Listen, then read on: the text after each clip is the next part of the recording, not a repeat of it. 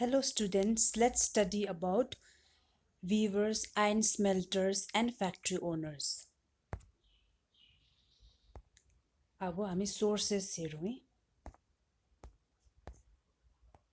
Okay. A silk robe found in Europe made with Indian fabric. यता pictures मा देखाएको fabric चाहिँ that was found in Europe. अनि यो चाहिँ Indian fabric ले बनाएको हो. Okay, so now यो picture फेरि यो अर्को picture छ अनि यो picture चाहिँ it is a jacket made with Indian silk ले बनाएको jacket अनि यो चाहिँ इरानमा use गर्थ्यो in the late 17th century.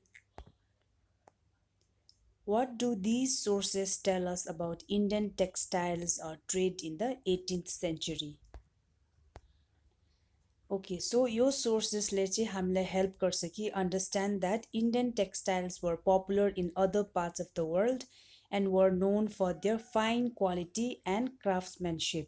Indian fabricहरू चाहिँ अरू countries-हरुमा पनि पुरा famous थियो because of its good quality and craftsmanship. Indian weavers belonged to communities that specialized in weaving. It was a family tradition and was passed down generations. So weaving चाहिँ it was a family tradition है, family tradition हो अनि फ्यामिलीमा सबैजनाले गर्छ अनि यो चाहिँ यस्तो कम्युनिटीमा बिलोङ गर्थ्यो कि जुन चाहिँ those communities उहाँ कम्युनिटीहरू चाहिँ एकदमै यो weavingमा चाहिँ स्पेशलाइज्ड हुनुहुन्थ्यो. During the 16th and 17th century, European trading companies bought Indian textiles and sold them back in Europe. Okay, so 16th and 17th centuries ma चाहिँ European trading companyहरूले पनि Indian को textilesहरू किनेर चाहिँ युरोपमा बेच्थ्यो. अनि India was the world's largest producer of cotton textiles and traded with Europe, West and Central Asia.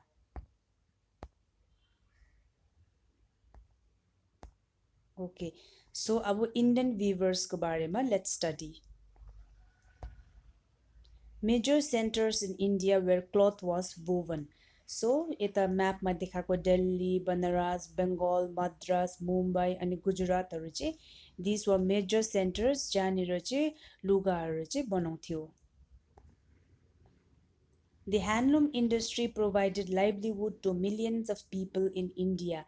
Okay, so त्यतिखेर चाहिँ handloom industry चाहिँ एकदमै फेमस थियो किनकि यो ह्यान्डलुम इन्डस्ट्रीबाट मान्छेहरूले चाहिँ आफ्नो गुजारिस गर्थ्यो र the process of converting raw cotton into cloth involved different stages and trained workers were required. Okay, अब र कटनलाई चाहिँ क्लथमा बनाउनुको लागि चाहिँ डिफ्रेन्ट स्टेजेसबाट पास हुनु पर्यो अनि यो बनाउनुको लागि चाहिँ एकदमै वर्कर्सहरू चाहिँ ट्रेन्ड थियो.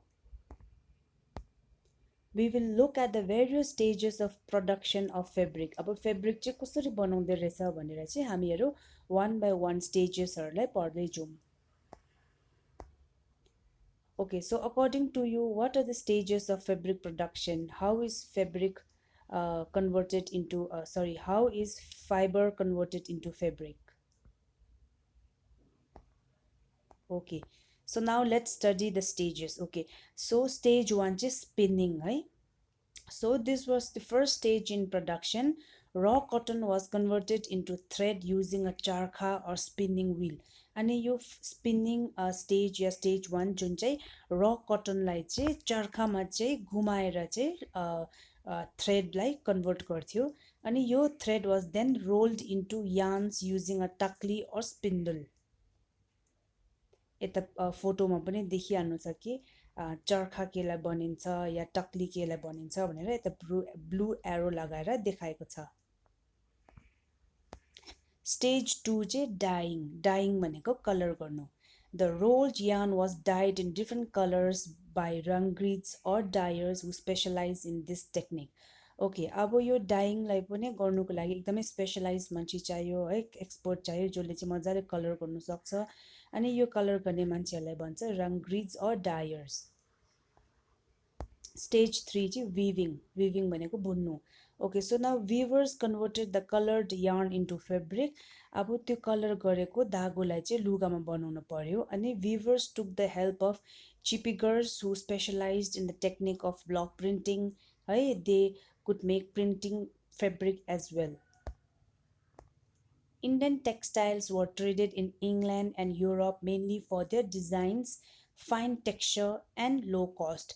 अब इन्डियन टेक्सटाइल्सहरू चाहिँ इङ्ल्यान्डमा बेच्थ्यो बिकज अफ इङ्ल्यान्ड एन्ड युरोपमा बेच्थ्यो बिकज अफ द डिजाइन यसको डिजाइन एकदमै राम्रो हुन्थ्यो अनि टेक्स्चर पनि राम्रो थियो र कस्ट पनि कम्ती भएकोले गर्दाखेरि चाहिँ इङ्ल्यान्ड र युरोपमा चाहिँ ट्रेड हुन्थ्यो. Meanwhile, in England, textile industries had only just begun to develop. Do you think the import of Indian textiles at this time would have affected the local textile industry in England? Textile makers in England were worried about the popularity of Indian textiles. Rich people of England, including the Queen herself, wore clothes of Indian fabric. है अब Indian टेक्सटाइल्सले गर्दाखेरि चाहिँ इङ्ल्यान्डमा चाहिँ इङ्ल्यान्डको मान्छेहरू चाहिँ एकदमै वरि गर्नु थाल्यो किनकि अब इङ्ल्यान्डमा चाहिँ इन्डियन टेक्सटाइल चाहिँ धेरै फेमस भयो र उनीहरूको टेक्सटाइल इन्डस्ट्री चाहिँ अलिक डाउन हुँदै गयो किनकि एकदमै अब रिच मान्छे धनी मान्छेहरू इभन द क्विनहरूले पनि इन्डियन टेक्सटाइल्सको लुगा चलाउँथ्यो. Buying textiles from India was cheaper and the local textile industry in England could not compete with these prices. Okay, so इन्डियाबाट चाहिँ टेक्सटाइल्सहरू किन्थ्यो किन भन्दा चाहिँ because of the cheaper rate also है अलिक रेट कम्ती थियो र यता लोकल टेक्सटाइल द्याट इज इङ्ल्यान्डको टेक्सटाइल इन्डस्ट्रीहरूले चाहिँ यो प्राइसेससँग कम्पिटिसन गर्नु सकेन. The textile manufacturers in England wanted to ban Indian cloth entering their market. अब इङ्ल्यान्डमा चाहिँ आफ्नो इङ्ल्यान्ड टेक्सटाइल इन्डस्ट्री डाउन भएकोले गर्दाखेरि चाहिँ इङ्ल्यान्डको टेक्सटाइल म्यानुफ्याक्चररहरूले चाहिँ के गर्यो अब चाहिँ इन्डियाबाट सामान लिनु हुँदैन यसमा चाहिँ ब्यान गर्नुपर्छ भन्यो है. So this led to a law banning the use of printed cotton textiles known as chintz in England. This law passed by the British government came to be known as the Calico Act. The English term shins, pronounced shins, comes from the Hindi word shint, meaning a cloth with small, colorful, flowery designs. यता देखिहालेको छ पिक्चर्समा पनि. To meet the local demand, textile producers in England began imitating Indian designs and printed these on Indian cloth. अब त्यो demand ज्यादा भएकोले गर्दाखेरि चाहिँ इङ्ल्यान्डहरूले पनि इन्डियनको डिजाइन्सहरू चोरेर आफ्नो लुगामा बनाउन थाल्यो.